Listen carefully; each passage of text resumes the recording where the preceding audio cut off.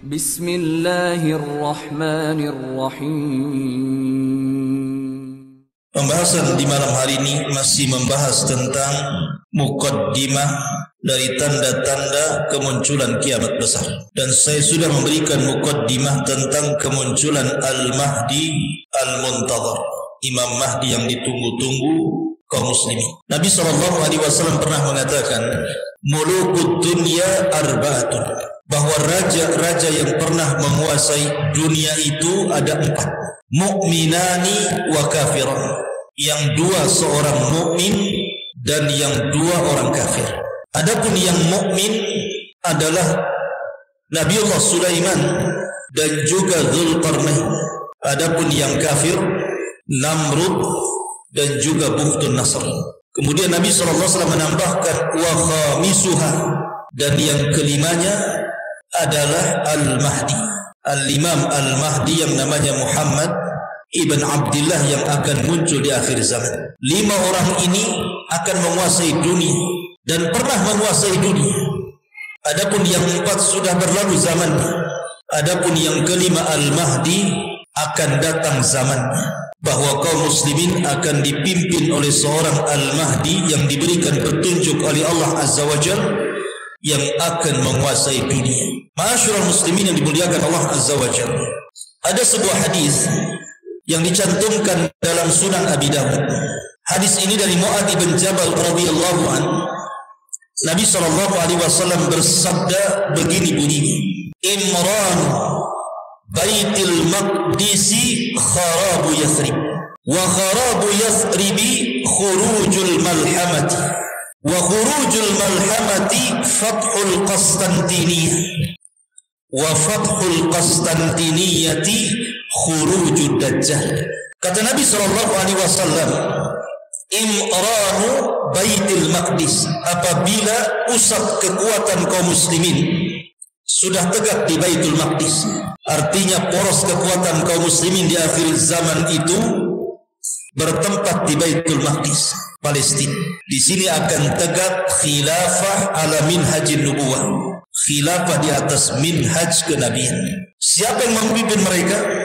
Yang memimpin mereka Al-Mahdi Al-Muntadhar, Imam Mahdi yang ditunggu-tunggu. Dengan berdirinya kekhilafahan di Baitul Maqdis di akhir zaman, maka Yathrib akan runtuh.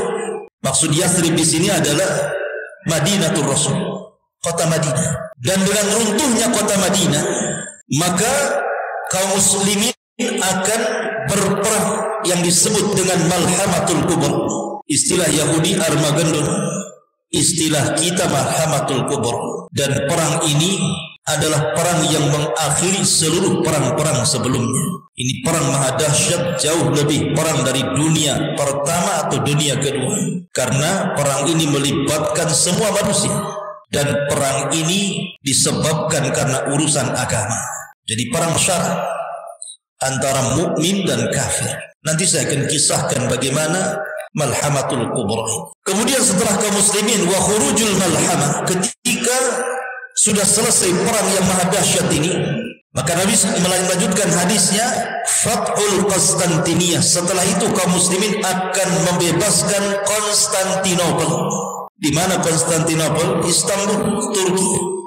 Wa fathul Qastantiniyati khurujud Dajjal. Dan apabila Istanbul atau Konstantinia dibebaskan kaum muslimin, disinilah muncul Dajjal. Lihat bagaimana urutan-urutan yang disabdakan Nabi SAW yang akan dilalui oleh Al-Mahdi Al-Muntadhar di sini. Ma'asyiral muslimin yang dimuliakan Allah Subhanahu wa taala. Nabi SAW bersabda dalam sebuah hadis, kata Nabi SAW, la taqumus sa'atu warrumu aktsarun nas. Tidak akan tegak hari kiamat kecuali bangsa Romawi adalah bangsa terbanyak dan terbesar di akhir zaman.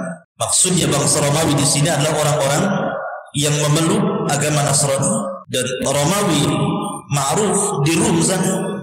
Kemudian ketika itu ditanyakan kepada Amr bin Al-As radhiyallahu anhu tentang masalah ini. Apa alasannya orang-orang Nasrani jauh lebih banyak jumlahnya di akhir zaman dibandingkan orang-orang Islam? Padahal mungkin hari ini kalau seandainya data gitu ya, seluruh dunia umat Islam masih yang terbanyak. Tapi di akhir zaman orang-orang Nasrani jauh lebih banyak dibandingkan kaum muslimin. Maka Amr ibn As menjelaskan alasannya. Inna fihim khisalan arba'ah. Karena orang-orang Romawi, orang-orang yang beragama Nasrani itu punya 4 sifat. Yang 4 sifat ini membuat orang-orang di luar dari agama Nasrani masuk ke Nasrani. Ada daya tarik. Yang pertama, kata Amr bin As, innahum la ahlamun nas inda fitnati. Karena orang-orang Nasrani itu orang yang paling lembut ketika menghadapi fitnah. Jadi orang-orang Nasrani itu pula kelembutan hati. Kasihan melihat orang susah gitu. Artinya tidak pernah mengeluh. Sesusah apapun mereka tidak mengeluh. Beda kalau kita ya, baru di PHK sehari saja dunia rasa kiamat katanya. Kayaknya rezeki Allah itu hanya di PT itu saja. Kita ini baru diuji dengan ujian sekali saja sudah goyang hatinya kan. Lah orang Nasrani tidak. Mereka lembut hatinya. Yang kedua, kata Amr ibn As radhiyallahu anhu, wa asra'uhum ifaqatan ba'da musibati. Kalau mereka terkena musibah, mereka tidak akan lama menangis. Mereka akan cepat bangkit. Beda dengan kita ya. Jangan musibah kematian, musibah istri lari dari rumah saja sudah stres gitu ya. Kepikiran. Artinya bahwa seandainya ada musibah berupa tsunami, akhirnya kemudian menerjang orang-orang Nasrani sampai banyak korban, mereka cepat bangkit. Mereka tidak mau terpuruk seperti itu. Itulah kelebihannya orang Nasrani di zaman itu, maksudnya di akhir zaman. Kemudian yang nomor 4, wa khairun nas limasakinihim wa du'afaihim. Orang Nasrani itu, orang Romawi Nasrani ini, mereka paling baik khususnya kepada fuqara wal masakin. Mereka suka nolong. Makanya dakwahnya kristenisasi itu menggunakan kekayaan dan diberikan kepada fuqara wal masakin. Makanya mudah orang-orang masuk Nasrani kan. Sebab kalau kita ini berdakwah ngajak orang di luar Islam masuk ke dalam Islam, dan mereka orang-orang susah, mereka akan mengatakan kami tidak butuh dalil, kami butuh beras. Akhirnya kemudian banyak orang yang tidak mau memeluk Islam. Kalau seandainya kita mengajak manusia dengan ekonomi, banyak orang tertarik. Makanya saya dulu waktu saya masih di Singapura, saya punya kawan orang Thailand, orang Patani. Dia jarang sih, sekali-kali lah ke Singapura. Jadi dia cerita, rupanya setelah saya tanya-tanya, dia ketua perhimpunan mu'allaf di Thailand saja, di Patani. Dan bukan 1-2, sudah ribuan orang-orang pedalaman masuk Islam karena dia. Ketika itu saya tanya, dengan apa? Padahal secara lulusan agama, artinya sekolah gitu, dia tak pernah kuliah di luar negeri, ilmunya pas-pasan. Tetapi dia bisa mengislamkan ribuan orang-orang pedalaman masuk dalam Islam. Jadi saya katakan kuncinya apa? Kemudian dia mengatakan, saya membagi-bagikan kartu nama. Oh, kartu nama saja orang bisa bahasa Islam. Kartu nama. Depannya alamat kantornya, belakangnya ucapkanlah 2 kalimat syahadat maka Anda akan selamat. Jadi saya tanya, hanya dengan kartu nama? Ya, dengan kartu nama. Tapi kartu nama itu diselipkan di beras 1 karung. Jadi diselipkan di beras 1 karung, di telur 1 kerat gitu. Kasihkan. Jadi bukan orang lihat kartu namanya karena dikirim beras itulah setiap bulan. Akhirnya nengok kartu nama, akhirnya mereka pun berkumpul bersyahadat. Lihat, terkadang orang bisa masuk Islam itu karena ekonomi faktornya kan awalnya. Tapi ribuan orang bisa masuk Islam. Luar biasa. Padahal Rasul pernah mengatakan kepada Ali radhiyallahu an, la an yahdiyakallahu rajulan wahidan bika khairun laka min humrin. Kalau lantaran lisanmu 1 orang saja dapat hidayah, itu jauh lebih baik daripada unta merah, kinayah daripada dunia yang teramat mahal. Ini yang ketiga. Kemudian yang keempat, wa amna'ahum min dzulmil muluk. Karena mereka itu paling tidak suka dengan para pemimpin zalim. Tidak suka. Orang-orang Nasrani itu tidak suka dengan para pemimpin zalim. Ini yang menyebabkan Nasrani Romawi di akhir zaman itu banyak pengikutnya. Dan mayoritas dan jumlah mereka jauh menandingi jumlah kaum muslimin di akhir zaman. kata Amr bin As. Tapi walaupun demikian, kaum muslimin punya kekuatan yang diperhitungkan nanti di akhir zaman itu. Lihat hadis setelahnya. Nabi SAW bersabda, kata Nabi SAW, satu salihunar ruma sulhan aminah. Kalian akan berdamai bersama orang-orang Romawi di akhir zaman. Akan bekerja sama. Kita dengan orang-orang Nasrani di akhir zaman itu akan bekerja sama. Akan melakukan hudnah perdamaian, kemudian kerjasama perang. Siapa yang diperangi? Kata Nabi SAW, fatadzuna antum wahum aduan min waraihim. Maka kalian bersama orang-orang Nasrani itu akan memerangi musuh di belakang kalian. Rasul tidak menyebutkan siapa musuh yang diperangi di akhir zaman oleh kaum muslimin dan orang-orang Nasrani. Padahal Nasrani kuat, tapi tidak bisa menyerang musuh ini. Akhirnya terpaksa orang-orang Nasrani bekerja sama dengan kaum muslimin, menunjukkan kaum muslimin punya izah di akhir zaman, kan? Karena diajak kerjasama. Maka ketika jumlah kaum muslimin disatukan dengan jumlah orang Nasrani, kemudian menyerang musuh di belakang mereka, maka Allah menangkan. Ada yang mentafsirkan, ini ulama kontemporer, yang dimaksud musuh di belakang kalian ada yang mengisyaratkan kepada bangsa Cina. Karena Cina bukan Nasrani, kan? Cina orang musyrikun. Mereka penyembah berhala. Artinya bahwa akan terjadi peperangan. Wallahu a'lam. Kita tidak boleh langsung, oh itu maksudnya Cina. Enggak. Ini ada yang memprediksi seperti itu. Karena Nabi tidak menyebutkan negara mana. Nabi hanya mengatakan akan memerangi musuh di belakang kalian. Dan Allah menangkan. Ketika Allah Subhanahu wa ta'ala menangkan dalam perang ini, disinilah terjadi saling klaim antara orang-orang Nasrani dengan kaum muslimin. Kata orang-orang Nasrani, ghalabas salib, ghalabas salib. Ini kemenangan kami, bangsa salib. Tapi orang-orang Islam marah dan mengatakan, balillah ghalab. Bahkan Allah yang telah memenangkan perang ini, bukan kalian. Maka terjadi cekcok itu. Kata orang Nasrani, ini perang kami, kami yang benar. Kata orang Muslim, ini perang bersama, Allah yang memenangkan perang ini. Akhirnya cekcok. Kemudian berperanglah dalam bentuk pasukan kecil. Maka orang Nasrani pun kemudian membunuh seorang muslim ini. Bangkitlah kaum muslimin. Akhirnya seorang muslim ini membunuh orang Nasrani tadi, kemudian mengambil salibnya dan mematahkannya. Ingat, salib itu lambang bagi orang Nasrani. Kalau dipatahkan sama ngajak perang, kan begitu. Cuman masalahnya mereka ada perjanjian damai, tidak boleh saling menyerang.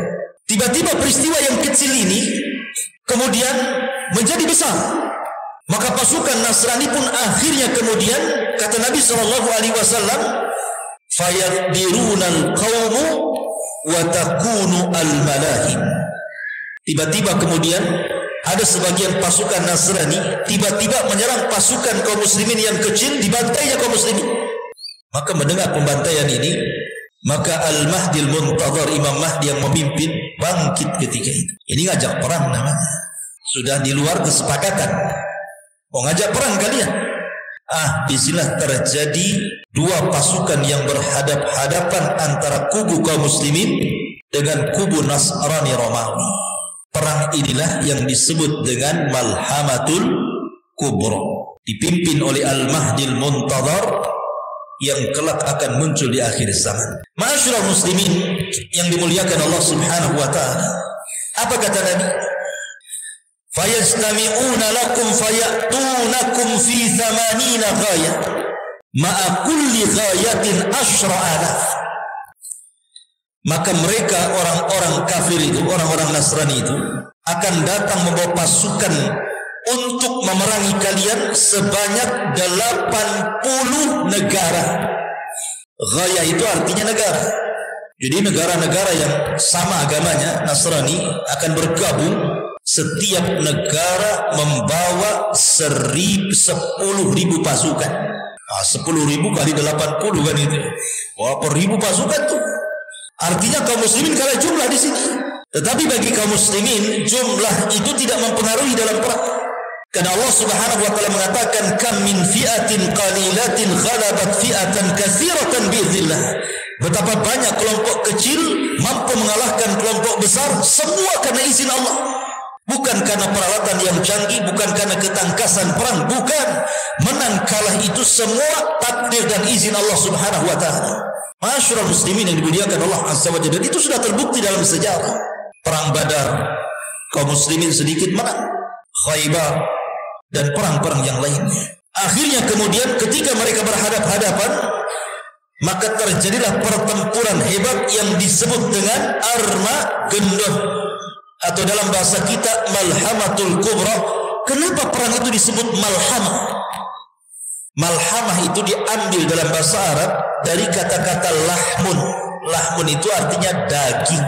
Ishtaraitu lahman fis-suq, aku beli daging di pasar. Lahmun itu daging artinya. Lah kenapa pula perang itu kemudian dinisbatkan kepada daging?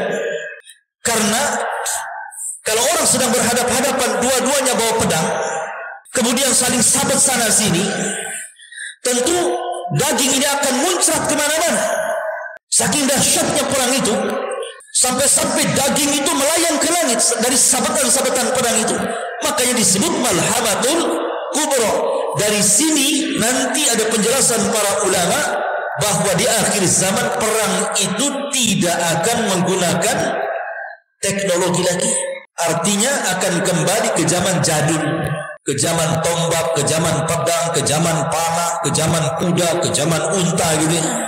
Lalu kenapa alat-alat teknologi itu kemana? Ya ada. Boleh jadi karena Allah sudah keringkan bahan baku yang ada di bumi sehingga tidak bisa lagi dijalankan. Mungkin jadi besi mati kan itu, jadi besi tua, tidak bisa dipakai, pesawat tidak bisa terbang. Akhirnya kembali ke zaman pedang lagi akhirnya. Dan itu nanti diketahui dari hadis ketika mereka memerangi Konstantinia tanpa perang, hanya dengan takbir negara itu roboh. Nanti di akhir zaman. Masyarul muslimin yang dimuliakan Allah Azza wa Jalla, perang Malhamatul Kubra ini yang dipimpin oleh Al-Mahdi Al-Muntadhar, Imam Mahdi yang kita tunggu-tunggu, berhasil mengalahkan orang-orang Nasrani. Pertanyaannya, kemana Yahudi? Kenapa tidak ikut terlibat? Dan kenapa kemudian tidak bekerja sama orang-orang Nasrani dan Yahudi memerangi kaum muslimin di akhir zaman? Orang Yahudi ketika itu karena jumlah mereka tidak banyak dibandingkan jumlah kaum muslimin dan juga orang Nasrani, mereka ketakutan dan bersembunyi. Jadi orang-orang Yahudi bersembunyi, tidak berani menampakkan batang hidungnya. Makanya kenapa penyebab Dajjal itu keluar? Kata Nabi SAW, la yakhrujud Dajjal illa ala ghadbatin yaghdhibuha. Tidaklah Dajjal keluar kecuali karena penyebabnya tersulut emosi karena kemarahan.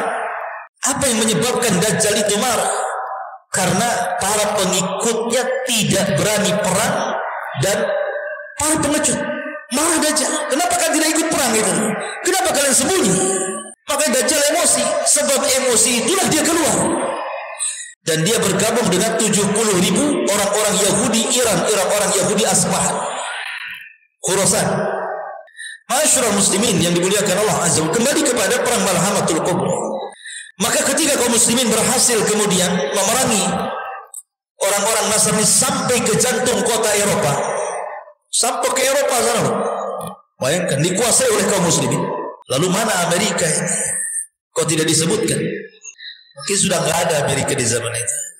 Mungkin tinggal Eropa, karena kekuatan orang-orang Nasrani ada di Eropa masalahnya. Lah kaum muslimin itu sampai ke jantung kota Eropa, menguasai negeri-negeri.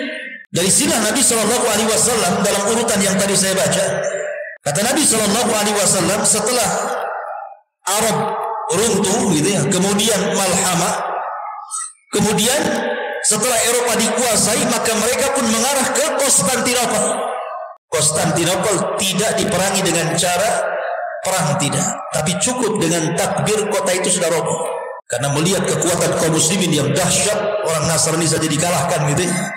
Maka Konstantinopel lebih mudah lagi. Cukup dengan suara takbir menggema, menakutkan orang-orang. Apalagi Rasul pernah mengatakan, di antara 5 yang dikhususkan kepadaku dan tidak diberikan kepada para nabi dan rasul adalah rasa takut yang ditimpakan kepada musuh sejauh perjalanan 1 bulan.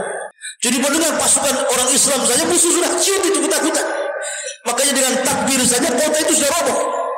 Makanya ketika sampai di Konstantinopel, kaum muslimin tenang-tenang saja. Mereka yu'allikuna suyufahum, mereka letakkan pedang-pedang mereka di pohon-pohon zaitun. Dari sinilah kemudian terdengar berita hoax bahwa Dajjal sudah muncul di Khurasan dan akan menjumpai anak-anak mereka yang ada di Palestina Syam. Maka Al-Mahdi Al-Muntadhar, Imam Mahdi, lantas mengutus 10 orang berkuda. Kenapa tidak pakai pesawat sekali lagi? Karena perang itu memang sudah kembali ke zaman jadul, dia pakai kuda lah kan begitu. Sehingga Nabi SAW, aku tahu sifat kudanya, aku tahu sifat penunggang kudanya, dan mereka lah pada hari itu khairu fawarisi ala ahli al-ardi, sebaik-baik penunggang kuda di atas permukaan bumi. Saking cepatnya dari Eropa, dari Konstantinopel, bayangkan, menuju Palestina untuk memastikan Dajjal itu muncul atau tidak.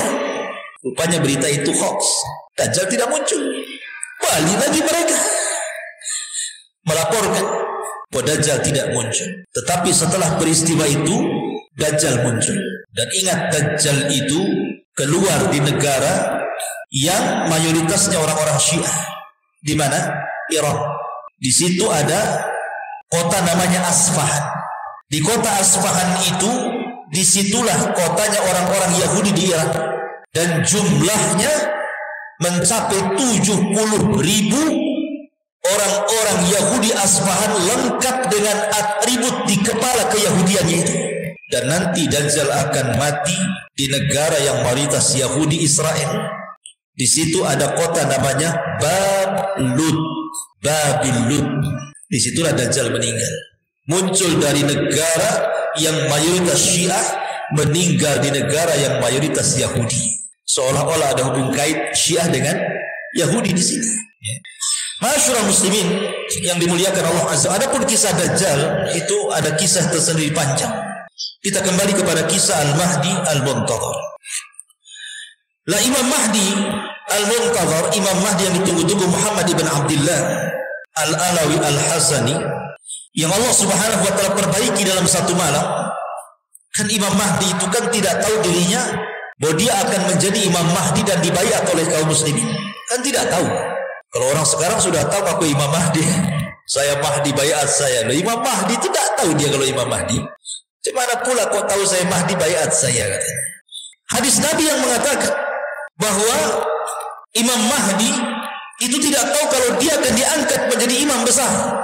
Tahu-tahu setelah banyak kekacauan di mana-mana, bumi dipenuhi dengan kezaliman, kemudian anak-anak muda mulai bangkit gitu kan, ingin merubah tapi tidak bisa. Maka berkumpullah para talabatul ilmi, para ulama di musim haji. Ketika itu mereka melihat anak muda yang cocok sifat-sifatnya sama seperti Imam Mahdi yang disabdakan Nabi SAW. Maka tiba-tiba mereka mengatakan, Antal Mahdi, engkau Imam Mahdi, kami siap berbayat kepada anda. Ini orang ini, anak muda yang tiba-tiba kemudian diklaim Imam Mahdi, kagetlah kan begitu. Oh bisa saya Imam Mahdi? Tunggu dulu, bahasa saya jangan begitu.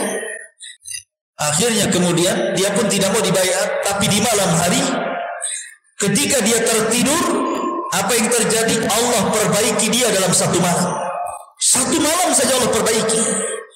Yang tadinya tidak punya ilmu agama yang mumpuni, Allah berikan ilmu agama yang mumpuni. Yang tadinya tidak tahu ilmu strategis perang, Allah berikan ilmu strategis perang. Yang tadinya tidak tahu bagaimana cara memimpin, Allah berikan ilmu bagaimana menjadi seorang leader, seorang pemimpin. Dalam satu malam itu diberikan ilmu banyak. Ketika pagi hari dia bangun, sudah beda. Jadi Imam Mahdi menguasai banyak ilmu, karena dia yang akan memimpin dunia masalahnya. Maka barulah kemudian di pagi hari dia siap dibayar di antara Maqam Ibrahim dan Hajar Aswad. Istilah dia dibayar. Ketika kemudian kabar pembayatan Imam Mahdi ini sampai ke Syam, di sana ada orang-orang Sufyani. Orang-orang Sufyani ini tidak suka dengan pembayatan Al-Mahdi. Dia kirim pasukan dari Syam, orang-orang Sufyani. Tetapi ketika kemudian pasukan yang akan memerangi Imam Mahdi dan membunuh Imam Mahdi sampai di sebuah tempat namanya Baidah. Baidah itu antara Mekah dan Madinah, di situ ada Baidah. Tiba-tiba Allah Subhanahu wa taala mengirim gempa yang sangat dahsyat. Yang diisyaratkan dalam sabda Nabi sallallahu alaihi wasallam akan terjadi gempa yang maha dahsyat dari arah barat dan timur dan arah jazirah Arab. Maksud gempa di sini adalah gempa ketika orang-orang Sufyani datang dari Syam hendak membunuh Al-Mahdi yang sudah dibaiat. Allah gempakan di sebuah tempat namanya Baidah. Tidak ada orang yang selamat di situ. Semua mati. Termasuk orang yang jalan kaki, termasuk orang yang ke pasar, termasuk orang yang jalan-jalan ikut mati juga di situ. Tidak tersisa satu jiwa pun. Sampai Aisyah radhiyallahu anha bertanya kepada Rasulullah, kenapa orang-orang yang tidak terlibat dalam pasukan yang akan merangi Imam Mahdi kok ikut mati di situ? Bagaimana pertanggungjawaban mereka di hadapan Allah? Maka Aisyah radhiyallahu anha mengatakan, yub'atsuna yaumal qiyamati ala niyyatihim. Mereka akan dibangkitkan pada hari kiamat sesuai dengan niat-niat mereka. Kalau niatnya hendak memerangi Imam Mahdi, mereka orang jahat. Tapi kalau niatnya jalan ingin ke pasar, jalan ingin berdakwah, jalan ingin sebuah hajat meninggal, maka tentu beda hukumnya dengan orang yang meninggal dalam rangka untuk memerangi Al-Mahdi Al-Muntaqad yang baru saja dibayat. Dan ini ciri-ciri yang paling zahir, ciri-ciri yang paling tampak. Kalau sudah ada gempa di Baidah antara Mekah dan Madinah dan menenggelamkan pasukan perang yang sangat besar, berarti Imam Mahdi sudah muncul. Kalau belum ada gempa di Jazirah Arab, jangan harap Imam Mahdi muncul, karena ini tanda yang paling jelas. Pertanyaannya, orang-orang yang mengklaim sebagai Al-Mahdi, di Arab sudah ada gempa belum tuh? Di Baidah sudah ada gempa belum? Karena kalau dia mengaku Imam Mahdi dan mengklaim kemudian dibayat, maka dia akan dibunuh oleh orang-orang Sufyani dari Syam. Akan dibunuh. Mereka bawa pasukan besar untuk membunuh Al-Mahdi, tapi Allah tenggelamkan di Baidah. Berarti kalau seandainya mengklaim bahwa saya Mahdi atau si fulan Al-Mahdi, sementara belum ada tragedi penenggelamkan pasukan di Baidah, berarti dusta pengakuannya itu. Karena itu alamat yang paling jelas munculnya Imam Mahdi. Ada gempa di Baidah antara Mekah dan Madinah. Ketika itu maka Al-Mahdi pun diminta untuk datang ke Palestina. Maka bergeraklah dari Mekah dibaiat, kemudian ke Madinah dibaiat, banyak orang Arab yang ikut baiat. Kemudian Imam Mahdi pun datang ke Palestina karena kekuasaan kaum muslimin di situ. Dari sini hadis Nabi sallallahu alaihi wasallam, apabila khilafah minhaj nubuwah itu sudah berdiri di Baitul Maqdis. Karena sebelumnya mereka hanya pasukan-pasukan ya biasa bertempur melawan orang-orang di luar daripada Islam, tapi belum tercapai sebuah khilafah. Kata Nabi SAW, nanti di akhir zaman dari hadis tentang 5 fase, karena ada fase kenabian, ada fase mulkun warahmah gitu, ada fase jababirah gitu, kemudian ada fase kerusakan gitu, yang terakhir khilafah ala minhaj nubuwah. Maksudnya khilafah ala minhaj nubuwah ini berdirinya kekhilafah di Palestina kapan? Nanti di akhir zaman, dan akan diikuti pasukan yang membawa bendera hitam. Sehingga banyak kemudian orang terperdaya dengan ISIS kan. Ketika berdirinya negara ISIS di Irak dan juga Syam, banyak orang yang menyangka kemunculan Imam Mahdi karena bendera yang mereka acungkan itu bendera berwarna hitam bertuliskan la ilaha illallah. Setelah perang dengan Amerika kalah, masa pasukan Mahdi kalah? Dia akan menang, tidak akan kalah. Akhirnya banyak orang-orang yang tertarik dari semua negeri sampai dari Indonesia ketipu. Banyak orang datang dari negeri kita kemudian gabung dengan ISIS yang ada di Syam dan Irak, disangkanya itu pasukan Mahdi. Pasukan Mahdi dari Hong Kong. Itu bukan pasukan Al-Mahdi, itu para pengacau, para teroris, dan ulama sudah memfatwakan faham mereka persis seperti paham Khawarij. Karena manhaj mereka manhaj takfir, mengkafir-kafirkan di luar kelompoknya. Siapa yang tidak berbaiat kepada pemimpin mereka kafir. Akhirnya semua kaum muslimin yang tidak ikut dengan ISIS itu dikafirkan semua halal darahnya. Ini kan ngeri ikhwan. Masyaallah muslimin yang dimuliakan Allah, muncul lagi sekarang istilah Taliban. Sekarang sudah muncul lagi karena Taliban menguasai Afghanistan, Amerika menyingkir, NATO juga menyingkir, akhirnya dikuasai lagi. Sekarang udah muncul lagi prediksi ini. Nah, untuk baca YouTube tuh ada aja yang prediksi, oh ini tentara Imam Mahdi sudah muncul, Taliban katanya. Dia akan menguasai dunia. Dari mana Anda katakan seperti itu? Hadis Nabi tidak ada kalimat Taliban. Ya boleh jadi, ya boleh jadi tidak, tapi jangan menjazam. Jangan memastikan bahwa mereka adalah tentara Al-Mahdi. Mana dalil Anda? Dari mana Anda mengatakan seperti itu? Nanti ketika Al-Mahdi Taliban dikalahkan, muncul lagi kelompok lain. Oh, ini pengikut iman. Akan begitu terus jadinya kan? Masyarul muslimin, maka prediksi-prediksi seperti ini biasanya kalau sudah berprediksi pada perkara-perkara yang gaib, kebanyakan meleset dibandingkan tepatnya. Coba saja. Karena tanda-tanda alamat besar itu perkara gaib. Tidak ada yang tahu peristiwanya kecuali Allah Subhanahu wa taala. Lain dengan tanda-tanda kiamat kecil yang setiap hari kita bisa lihat bermunculan di mana-mana. Tapi tanda-tanda kiamat besar itu sama dengan bicara kapan kiamat. Kalau saya tanya kapan kiamat, Anda akan menjawab saya tidak tahu. Begitu juga tanda-tanda kiamat besar. Ini dari umur gaib, dari perkara-perkara gaib. Kita tidak bisa menjazam, memastikan itu tidak bisa. Apalagi sampai memprediksi 99% loh. Hebat kali prediksi ini. Karena sudah banyak yang sebelum-sebelumnya meleset kan. Wah, Ramadan kemarin kok terjadi kiamat besar katanya.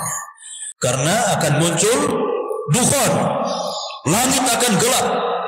Tepat di tanggal berapa? 15 bulan Ramadan. Sampai saya itu punya kawan di Tiban Kampung, orang awam. Jadi di tanggal 15 Ramadan itu dia cerita, saya tidur sama istri saya dibangunkan. Bang, gak boleh tidur bang. Kenapa? Mau kiamat katanya. Subhanallah, subhanallah. Orang Tiban Kampung. Kenapa sampai merokok itu? Kenapa kamu? Ini teo YouTube-nya. Ini malam ini akan terjadi dukhon katanya. Sampai orang Tiban Kampung ketakutan. Gara-gara prediksi 15 Ramadan itu. Ternyata lewat sampai subuh tak ada dukhon. Yang ada dia yang buat dukhon. Dia ngerokok keluar dukhonnya. Itulah dukhon. Subhanallah ikhwan. Tak jadi pula prediksi itu. Maka janganlah kita prediksi inilah itu gitu. Sudah beriman saja akan datang itu. Selesai. Ya sudah isya ikhwan. Soalnya kita lanjutkan di minggu depan. Subhanallah bihamdika asyhadu an la ilaha illa anta astaghfiruka wa atubu ilaik. Allahu ta'ala. Assalamualaikum warahmatullahi wabarakatuh.